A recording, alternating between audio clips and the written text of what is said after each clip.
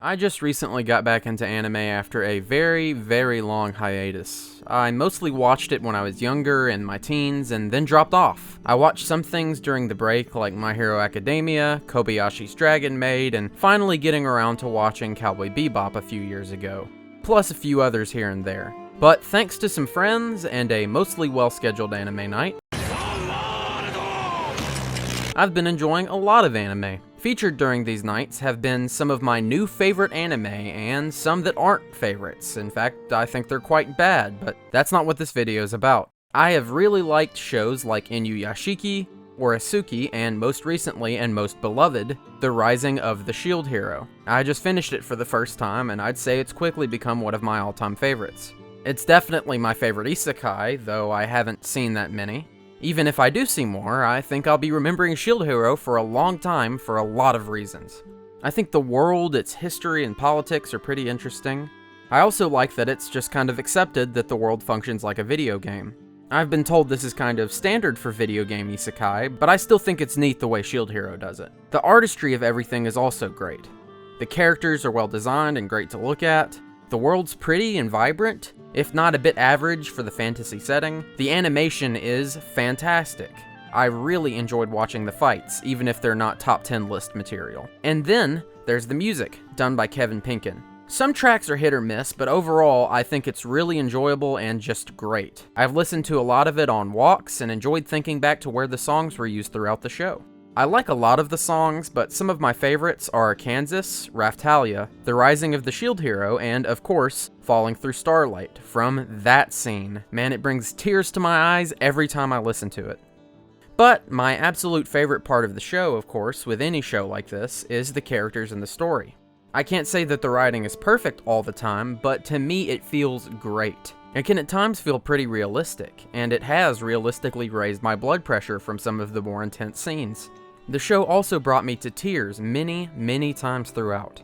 I related to the protagonist Naofumi a lot, and I love his relationship with his party, especially Raftalia. There are some episodes or moments in the writing that felt like disappointments or even letdowns, but not enough to bring the show down as a whole for me. Anyway, that's really not what this video is about either. This video is about a moment early on that really caught my attention, and many others by the looks of it. It's really a mix of moments that end up in a really satisfying and interesting payoff. I know a few people have already made videos on this, but I thought it wouldn't hurt to add another one. So, I'll come at it like this. I'm going to give you some context from the story, the moment, and what it means to me. If you haven't seen Shield Hero, I highly recommend that you at least watch the first 4 episodes before watching the rest of this video. The Rising of the Shield Hero is primarily about Naofumi Iwatani, a 20-year-old otaku from our world's Japan who's sucked into a book that ends up being another world with video game-like qualities. He's one of the 4 heroes summoned to this world to stop the waves, a cataclysmic event that will end the world without the help of the 4 heroes. He's given the role of the eponymous Shield Hero, who we find out is rather disliked in the country that he was summoned to, Melomarg. Naofumi really gets the short end of the stick in almost everything. Not only was this world a game to the other 3, who all come from different versions of Japan and got to play the game and know the ins and outs of it, but he is placed as the Shield Hero, who the other heroes and those in this country already seem to have a dislike of. Not to mention that the other 4 heroes are incredibly overconfident, arrogant, and ignorant. After the only person who volunteers to join his party, Mine, falsely accuses him of sexual assault, he must fight to gain strength and become a hero without any help from anyone.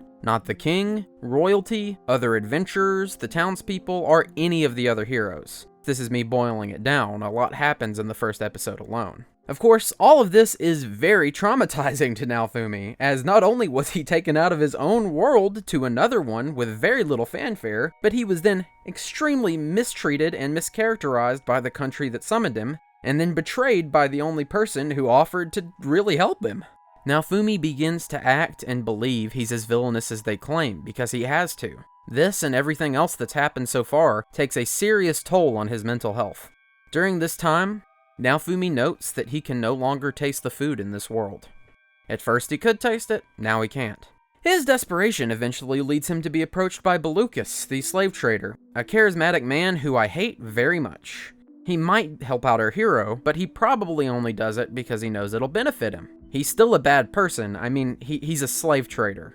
Naofumi, of course, doesn't really have the luxury of turning down help from anyone, even as someone as bad as Belukis. So, he takes his offer, and with a very dark mentality on life in this world, buys a demi-human slave named Raftalia. Demi-humans are like mostly people, but with some animal traits, and are seen as less than human in Melomark, which just happens to be a human supremacist country, go figure. Raftalia will eventually become Naofumi's closest companion and friend, but we aren't there yet. At the start, he trains her up and kind of treats her somewhat roughly. This quickly changes as he sees the way demi-humans are treated in the country and takes good care of her. And while he can be a little harsh at times, it's really just to push her to work harder and reach her full potential. Naofumi notes again while eating with Raftalia that he can't taste food. Another thing of note is how he sees Raftalia rapidly grow before his eyes, but in his mind, she stays small and childlike. So keep that in mind. He can't taste food and somehow sees his quickly grown companion still as a child. After traveling and fighting together during the first wave of the calamity, they're taken to the castle so Naofumi can receive an award and be thanked with this big fancy dinner, though of course we as an audience know things will probably go bad considering the king and royalty and the other heroes, and most people dislike Naofumi. Of course, it goes exactly the way we think it will. Motoyasu, the spear-wielding hero who seems to subsist on a diet of the purest dumb bitch juice, claims it's wrong for Naofumi to be a hero and own a slave. Motoyasu only seems to have a problem with slavery because Naofumi has a slave. Yes, not that it's legal in the country at all, but just because Naofumi has one. Moral hypocrisy at its best. The royals, knowing exactly what they're doing, gag Raftalia to keep her from defending Naofumi, and Motoyasu and Naofumi have to duel. Naofumi is of course far better trained than dumb bitch juice addict spear user Motoyasu, and is going to defeat him when Mine, aka Evil Bitch, cheats by launching a spell at him which leads to him losing. Of course, the king claims that Naofumi lost, and they remove Raftalia's slave crest. Naofumi then proceeds to have a full-blown magical mental breakdown, thinking he's about to lose the one and only person who he had in the world to this point.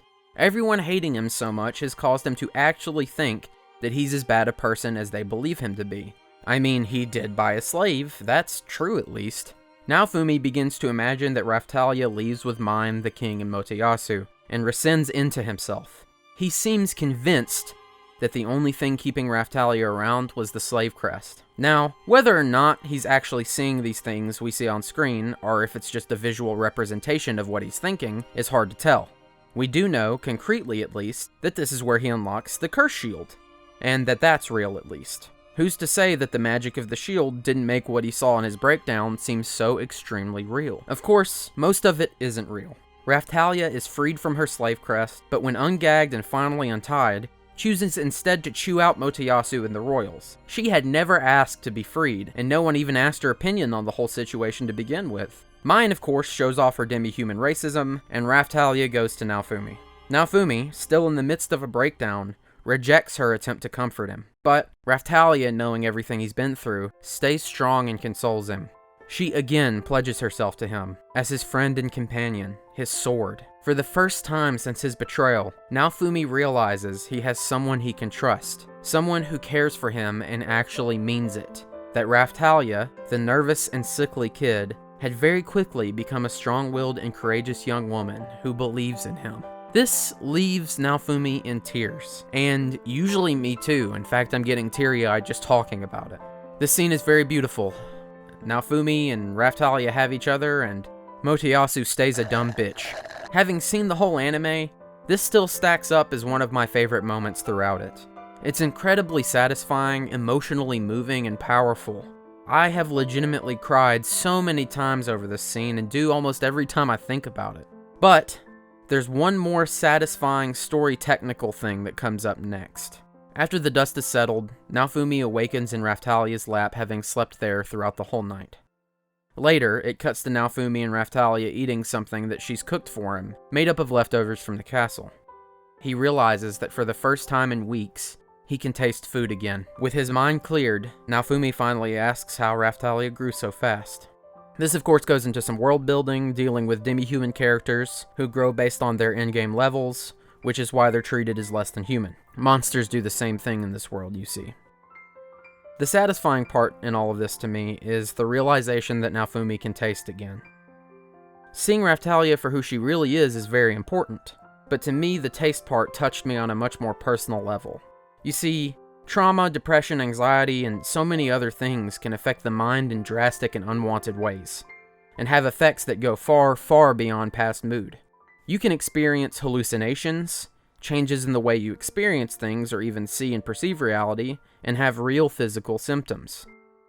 While they might not be as extreme as seeing someone you know is different than they are, it probably isn't out of the realm of possibility. But the food part, the fact that he couldn't taste, really touched me. I've lived with depression for many years and have experienced similar things so many times throughout my life. Sometimes when my emotions are very out of whack and my depression is pretty bad, food just does not taste right, or nothing tasted like I wanted it to. I'd eat foods that I'd loved for years and find that they tasted worse than I'd remembered, or that eating them made me feel absolutely nothing. And it really is such a subtle thing in this show that affected me so much.